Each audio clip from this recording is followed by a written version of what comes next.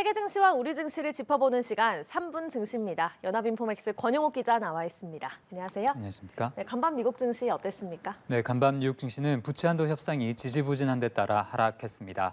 미국의 채무 불이행 우려가 커졌는데요. 마감가를 살펴보면 다우지수는 전장보다 0.69% 내렸고요. S&P 500 지수는 전장 대비 1.12%, 나스닥 지수는 1.26% 각각 떨어졌습니다. 부채 한도 협상이 진전을 보이지 않으면서 주요 지수들이 하락 압력을 받았습니다. 조 바이든 미국 대통령과 공화당 소속 케빈 메카시 하원 의장은 부채 한도 상향 문제를 논의하기 위해 세 번째로 만났지만 합의안을 내지 못했는데요. 양측 모두 협상이 생산적이었다고 평가하며 합의 가능성을 낙관했지만 디폴트 예고일이 다가오면서 시장은 우려를 키웠습니다.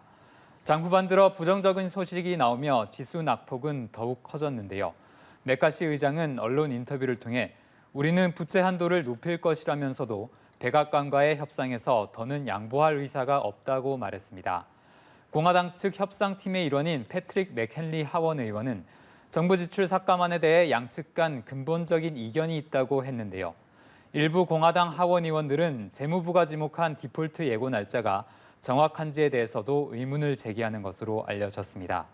증시 전문가들은 부채 한도 협상이라는 불확실성으로 투자자들이 새로운 주식 포지션을 설정하기를 꺼리고 있다고 진단했습니다. 네, 계속해서 관련 소식에 귀를 기울여야겠습니다. 또 간밤에 나온 경제 지표들이 방향성이 좀 엇갈렸네요.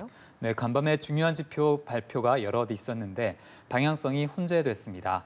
S&P 글로벌이 집계하는 5월 미국의 서비스업 구매 관리자 지수 PMI는 55.1로 13개월 만에 최고치를 기록했는데요. 반면에 5월 제조업 PMI는 48.5로 집계돼 석 달 만에 가장 낮은 수준을 보였습니다. 이 지수가 50 아래로 떨어지면 경기 위축 국면을 의미합니다. 필라델피아 연방준비은행이 발표한 비제조업 지수는 마이너스 16을 기록해 전달보다는 마이너스 폭이 줄었는데요.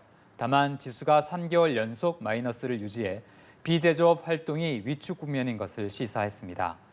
미국의 4월 신규 주택 판매는 4.1% 증가해 시장 예상치 2% 감소를 웃돌았습니다. 네, 또 간밤에 눈에 띄는 종목 있었습니까? 네, 미국 반도체 업체 브로드컴이 애플과 수십억 달러 규모의 부품 공급 계약을 체결했는데요. 브로드컴의 주가는 1% 넘게 올랐지만 애플 주가는 1% 이상 하락했습니다.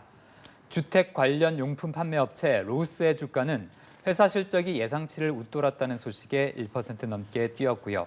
전기 트럭 업체 로즈타운 모터스는 주식 병합 소식에 5% 이상 떨어졌습니다. 네, 마지막으로 오늘 코스피 전망 짚어주시죠. 네, 어제 코스피는 강보합세를 보이며 7거래 연속 올랐는데요. 지수는 2,568부근에서 거래됐습니다. 오늘 코스피는 미국 디폴트 우려가 재차 불거진 데 따라 하락세로 출발할 것으로 전망됩니다. 어제 국내 증시는 미국 부채 한도 협상과 관련한 미국 정치권의 긍정적인 발언 등의 영향을 받은 측면도 큰데요. 오늘은 다소 비관적인 발언들이 전해진 영향을 받을 것으로 보입니다.